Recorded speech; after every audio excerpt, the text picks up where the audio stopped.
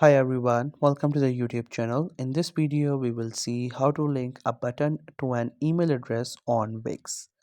So for that, first you have to simply go to the wix.com and log in with your account and go to your store or website where you would like to edit, or you can say add the email button.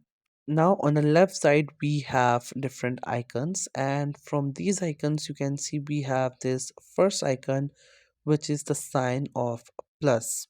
This is for add element, and once you open it up, different options will come up. And from there, we have to click onto this buttons option, and then many different options will come up. I will choose this email one, but if you would like to add the other one, you can add it, and you just have to simply place it anywhere wherever you would like to. Once you have placed it, you can see we have also these options. You have to click onto this fourth one, which is for links.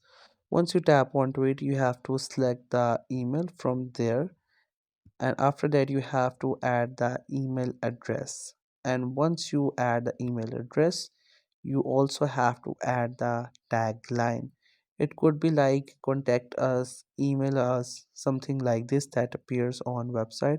So you just have to simply add it, and once you're done, you have to click on done, and then you have linked the email with a button.